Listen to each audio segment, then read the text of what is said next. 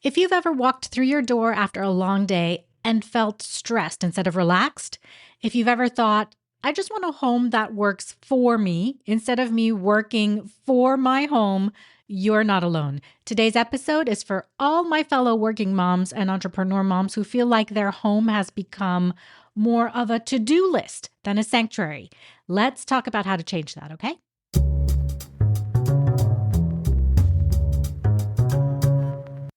Hey, welcome to Organizing for Beautiful Living, the podcast for working moms and entrepreneur moms that provides sustainable organizing tips for your home, work, and life.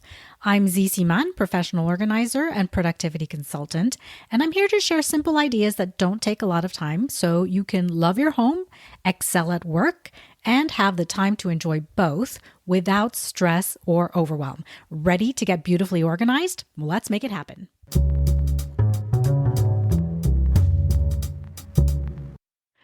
Tell me if you think this is the truth. When our spaces feel cluttered, disorganized, or just off, we stop enjoying them. And instead of feeling comforted, we feel overwhelmed. Instead of being a place that fuels us, our home drains us. But there is good news. You can fall back in love with your home, not by adding more to your plate, not by spending hours organizing, but just by making some small but powerful changes in how you set up and maintain your space. So today we're talking about why working moms fall out of love with their homes, how clutter secretly adds to your mental load, small strategic organizing shifts that make a big impact on how you feel about your space, and how to create a home that supports your busy life and work, not one that drains you. And after listening to this episode, you're going to have simple, realistic steps you can take this week to start feeling better in your home without adding more stress to your plate. I want to mention first off why working moms can fall out of love with their homes. So think back to when you first moved into your home. You had a vision for how it would look and feel and function, right? And sometimes that vision is based on the media that we've been exposed to. So a lot of moms have said that their model, their ideal home, would be something that they've seen on a show or in a movie. Others look at celebrity homes for ideas, and others think of staged homes for things like media shoots or a home described in a really beloved book. There is absolutely nothing wrong with any of these visions. In fact, I absolutely believe that you should have a vision in your mind of how you want your home to look and feel. But of course, that home has to have you and your family living in it, right? And so we can sometimes feel like our vision gets lost in real everyday life and it gets buried under loads of laundry, toys, piles of papers, and work projects. So if you're not loving your house right now, it's not that you don't love your home. It's that the daily demands of life have just made it harder to enjoy. In other words, it's not your house, it's the clutter and the disorganization in it that are making you feel less than joyful when you're in your home. Now, as a working mom, whether you're working from home or outside your home, your brain is already full of things like meetings, deadlines, kids' activities, meal planning, remembering birthdays, and the list goes on. And this is whether or not you're really good at calendaring and prioritizing what you need to do each day and each week. When your home is cluttered or chaotic, it adds these silent to-do lists to your mental load. Every pile of laundry, every messy counter, every misplaced item is whispering to you, hey, you should handle this. And what a lot of moms say about this is that the result is that even when you aren't working, you don't feel off of work. You don't feel like you have time off because your home feels like another job. This is what in the organizing industry we recognize as the unseen mental load of a disorganized home. And when we go into a home or when I work with someone online to help them to get organized, a measure of how successful the project is to gauge if some amount of mental load is taken off of the client, right? So as much as organizing your home is about creating order, you're creating that order in order to lighten your mental load each and every day. And one more thing to recognize is that your environment can affect your mood and your focus. Now, the research about this suggests that essentially, when we have a lot of random stuff all around us and we need to get things done, which is every day, right? Well, the way our brains get things done is to focus on what has to be done while weeding out all of the other random stuff that we see. So we have to work to suppress all the distractions to really try to focus on that particular task.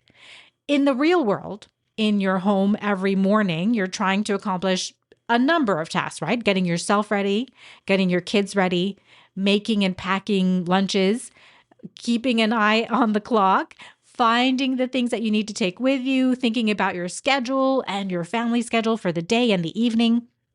In doing each of these tasks, the research says, and I think it's fairly understandable, that when there are fewer visual distractors, it's easier to get that one task done. And then when you switch tasks and you need new visual cues, well, your brain has to work hard to suppress or forget about the stuff you were working with before and now turn and focus on the things you need to be focusing on now. And that switch from the past task to this task and focusing on those visual cues, that switch takes time. As much as we think we can efficiently switch between tasks, it takes time for our brains to forget about how important the old visual cues were that we were using on the previous task. So we can help that happen more easily by having fewer visual cues out when we're doing a specific task. Make sense? So, for example, if you're getting your kids dressed, boy, it can go a lot faster if you can quickly pick out an outfit among the dozens and dozens of pieces of clothing and accessories in your kids' closets. How can you make that happen? Well, by having an organized closet where the clothes are in order so you can efficiently pick out an outfit, whether you do it the night before or the morning of. Then, when you switch to getting yourself ready, well, it will be much easier if you don't have the kids' clean laundry mixed up with yours and your clothes are all confined to one space in your house, that kind of thing. Now, something else we know is that visual clutter makes a lot of moms feel stressed in their homes. And when your home feels stressful, it lowers your patience. Hello, morning chaos with the kids. On the other hand, when your home feels organized and calming, you feel more in control, more productive, and more present. All of that, of course, can make your mornings feel complete instead of hurried, like you're leaving things unfinished just to get out the door on time. All of this, your mood, your focus, your stress and patience, well, it all centers on the emotional connection you have with your home. The more in control of that space you feel, well, the more of a safe and comfortable place it can be, and the more you'll actually like to spend time at home. And that's why today's episode isn't about aesthetics. It's about making small organizing shifts that reduce stress and help you enjoy your space again. Okay, so then, how do you love your home by organizing? Well, step one is to identify what we call your pain points. So instead of feeling frustrated by your entire house, focus on, let's say, 2 spaces that cause the most stress or friction in your daily life. So ask yourself, where do I feel the most frustrated or wasted time? Is it the entryway that's always a mess in the morning rush? Is it the kitchen counter where everything piles up, so then making breakfast or packing up lunches or cooking dinner is a real pain? Or is it your home office that doesn't feel productive? Has it become a storage space for all the junk from everywhere else in your house? Okay, so now you've chosen 2 spots in your house that are causing you lots of frustration practically every day. So what you're going to do is to choose one of these pain point areas to improve this week. All right. And step 2 is to make high impact, low effort changes to this one spot this week. What you're going to focus on are small shifts that take 10 minutes or less, but they make your space feel lighter and more functional immediately. So let's say that it's your entryway that you really want to improve. And you probably have thoughts like, I wish the entry was bigger, or we need a closet and cabinets in here. Well, while those are possibilities, neither of them is necessarily a 10-minute fix, right? Instead, try thinking of what you can change up in just a few minutes. Maybe you can create a drop zone for bags and shoes to make coming in and getting out the door easier. It can be as simple as designating a small console table as a spot to put backpacks and the diaper bag whenever anyone steps into the house. That way, no bags end up on the floor. You can use 3M command hooks for lighter handbags or the umbrella or sweaters and school jackets. Now, if your family is like mine, shoes seem to multiply in our entryway. So we are a no outdoor shoes in the house family. So when we come in the door, we're in the habit of taking our shoes off. And we do have cubbies to place our shoes in, but of course that space is limited. And I would sometimes find that there were more shoes than could fit into the cubbies. And so shoes ended up all over the floor. Very frustrating to me. Well, the quick fix that I did is that each evening after the kids had dinner, I would take a quick peek in the entry. And if I saw that there were extra shoes, I would give each person 1 or 2 or 3 pairs to take to their closets on their way to go take a bath or a shower. So essentially, the kids would have their school shoes, a pair of sneakers for PE, and maybe a pair of cleats in the cubbies. And that was it. Now, it varies for me and my husband, but we also stick to that rule. And when we've got a pair too many in the entryway, we take a pair to the closet with us in the evening.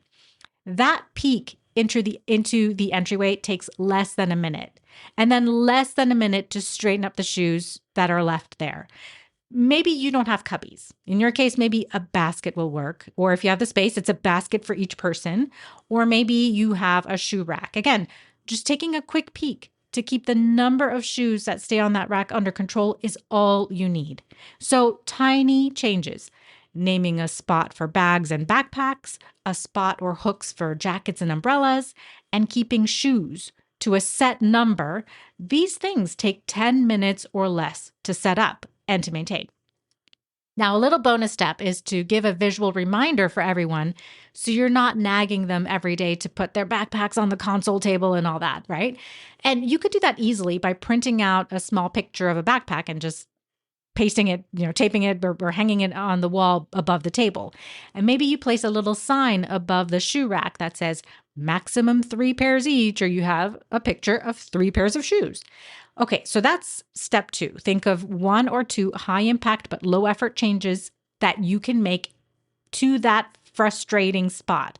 And they should be little changes that take less than 10 minutes to implement, and put those into place this week.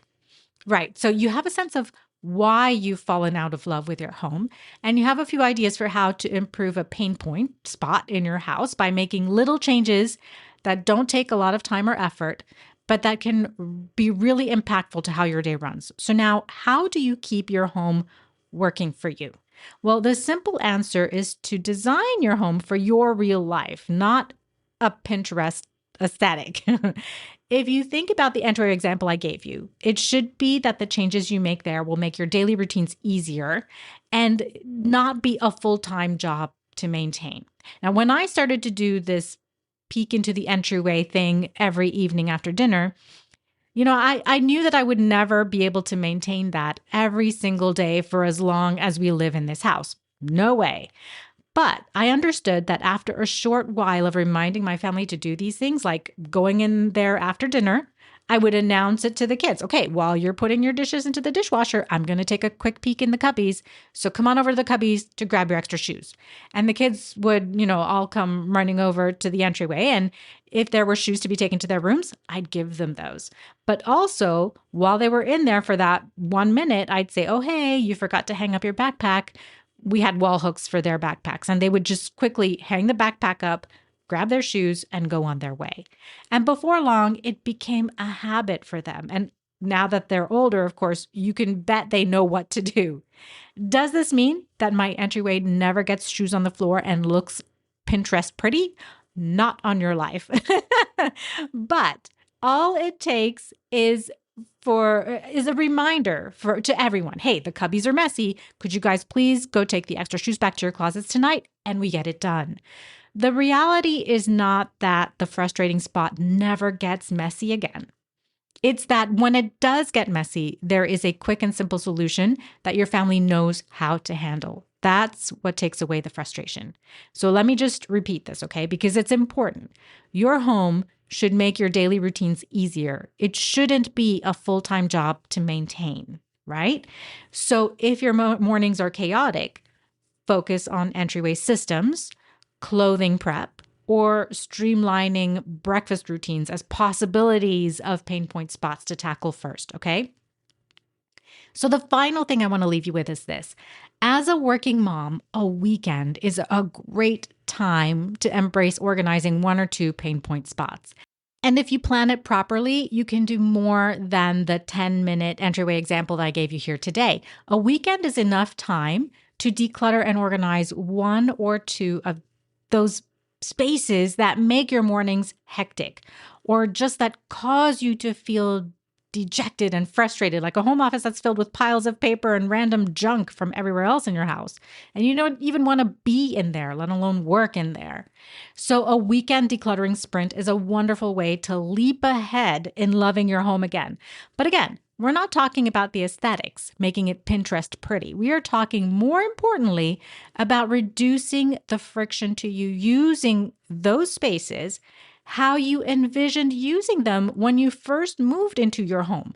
We're talking about you loving to spend time in those rooms again, organizing things so that your home supports how you and your family function every day instead of draining you, because there's so much that you have to remember to do, so much to move around every day in your house and that kind of thing.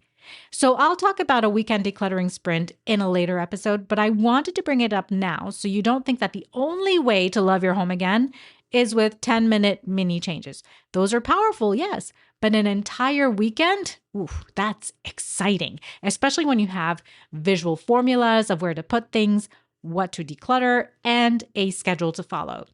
But for this week, embrace one little spot that's making you see red and brainstorm the small changes that you can make in 10 minutes that can really improve how that space functions for you, okay?